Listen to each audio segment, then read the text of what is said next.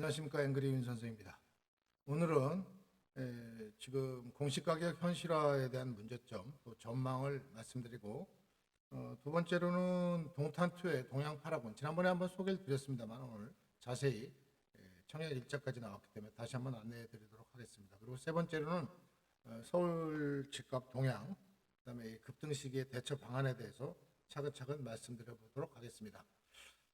우선 첫 번째 공시가격 부분입니다.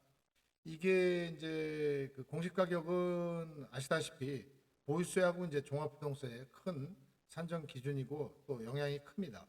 보유세라는 건 뭐 여러분 잘 아시다시피 재산세를 말하는 거고 종합부동산세 뭐 이제 여러 가지 그 세금에 관련된 사항이 크겠습니다.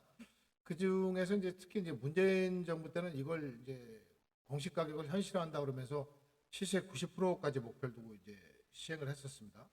그러다 보니까 그 당시에 세금이 어마어마하게 증가되고 갑자기 몇 억씩 연말에 그 종합부동산세를 내는 사태가 이뤄졌고 뭐 일각에서는 그런 어떤 무리한 세금 정책이 결국은 그 정권 교체를 뭐 불러일으켰다 이렇게 말씀하시는 분들도 많이 있습니다. 어쨌든 그래서 이제 윤석열 정부에 들어오니까 이걸 이제 69%로 고정을 했습니다. 그래서 그 이상 못 올리게 이제 이렇게 하면서 시세 변동만 반영을 하고 나머지는 그 정책에는 반영을 하지 않았습니다. 그래서 결국 이제 세금이 이제 매우 완화됐죠. 그러고 궁극적으로는 이제 이 제도까지 폐지를 하려고 했는데 아시다시피 이제 그 당시 여소야대 정국이 되면서 그렇게 이제 하지는 못했습니다. 그러면 이제 이재명 신정부의 방향은 어떻게 되느냐? 여러 번 말씀드렸습니다만 세금으로는 집값을 안 짓겠다고 선언을 했어요.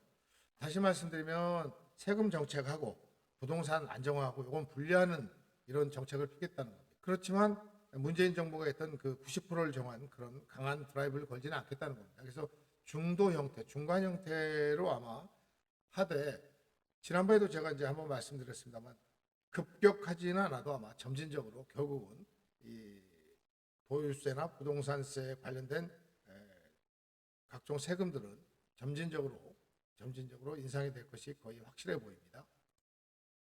두 번째 이제 동탄 이 신도시의 이제 마지막 민간 임대주택입니다. 동탄 파라곤 3차고요. 단지는 A58블록 신주거문화타운에 있습니다. 이거는 이제 주로 82제곱미터 그러니까 33평이고요. 나머지는 40평대.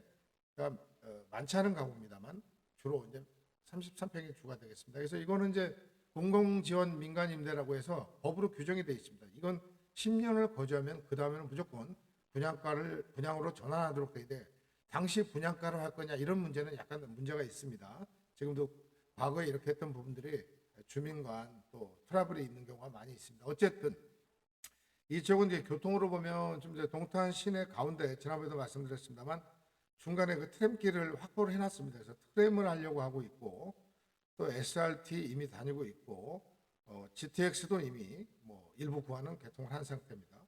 거기다가 이 아파트는 또 20층짜리인데 대충 보면 다 그래도 중대형 아파트지 않습니까? 또 이게 초중고등학교가 다 1km 이내에 있는 좋은 위치입니다. 거기다가 롯데백화점이라든가 이마트 트레이더스 같은 그런 상권도 이미 안정돼 있고 거기다가 여기가 이제 또 공원이 많습니다. 점유율이. 그래서 동탄 같은 경우에는 뒤에 이제 병봉산이 있고 옆으로는 디올공원이라고 그 큰 공원이 있습니다. 앞에다가 또그 신동 호수공원이라고 호수공원까지 갖추고 있는 아주 그런 좋은 지역이 되겠습니다. 그래서 6월 30일 날 청약 접수하고 7월 3일 날 당첨자 발표합니다. 이거는 특이하게 청약 통장이 없이 하는 겁니다. 전국의 무주택자면 누구나 지원이 가능한 상황이니까 해당되신 분들은 지원을 해주시기 바라고 아마도 경쟁률은 아마 어마어마하게 치열할 걸로 그렇게 예상이 됩니다.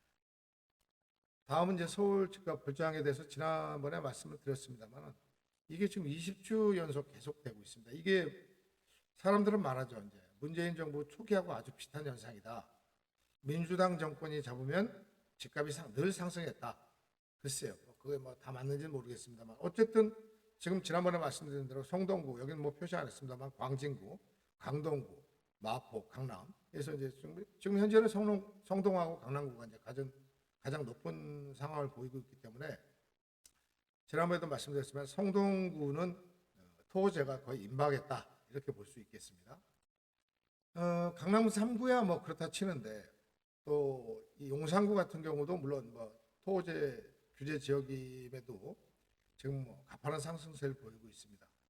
이게 이제 요새는 실수요자도 있지만 또 투자수에도 동시에 유입되고 있기 때문에 매물 부족 현상이 나타납니다. 그러다 보니까 가격은 더 오르게 되고 사실 여건이 지금 대출을 규제하고 있기 때문에 6월 말까지 지나면 7월 1일부터는 스트레스 DSR이라고 해서 이제 대출 금액도 줄어드는 데다가 금리도 상승하게 되는 플러스 금리를 하기 때문에 상승하게 되는 이런 상황이다 보니까 이런 현상들이 일어나고 있는 것 같습니다. 뭐 지방에 계신 분한테는 죄송하지만 이 상승폭이 수도권하고 지방하고 차이가 너무 많이 나기 때문에 뭐 일부 지역 강남하고 예를 들어서 노원 같은 데 보면은 그 상승률이 거의 3배 차가 나고 가격도 거의 3배 차가 나거든요. 같은 평형에서. 이런 현상들이 일어나고 있습니다. 이런 현상에서는 우리는 이제 어떻게 그러면 중심을 잡아야 되냐면요. 지금 이제 특징을 잘 봐야 됩니다. 주로 지금 재건축 단지 중심으로 가격이 상승하고 있다는 거죠. 성동하고 옆에 있는 광진구는 아마 거의 할 것이다. 할 것이 예상되는 지역에 지금 많이 몰리고 있는 겁니다. 그렇지만 지금 이제 7월 2일 이후를 잘 봐야 되는데 지금 이제 시간이 이제 얼마 없지 않습니까? 그러다 보니까 만약에 7월 1일이 딱 돼서 대출 규제가 시작되면 그때는 약간의 조정 가능성도 있습니다. 그래서 물론 대세는 안 바뀌겠지만 가격 조정 가능성이 있기 때문에 지금 뭐 오늘 내일 할 게 아니라고 한다면은 조금 무리한 추격은 자제하는 것이 좋겠다. 그래서 이제 상승세하고 규제하고 제가 지난번에 이제 그 토호제를 미리 말씀드렸고 그 다음에 각종 그 규제 사항에 대해서 말씀드렸는데 제가 보니까 많이 안 보셨더라고요. 이런 내용들을 항상 관심 있게 보셔야 이런 상승장에서 또 어떤 정체가 일어나는 상황에서 여러분들이 현명하게 대처하실 수가 있기 때문에 내용들을 참고해 주시면 좋겠습니다. 오늘은 세 가지 소식을 가지고 여러분들에게 전달해 드렸습니다. 감사합니다.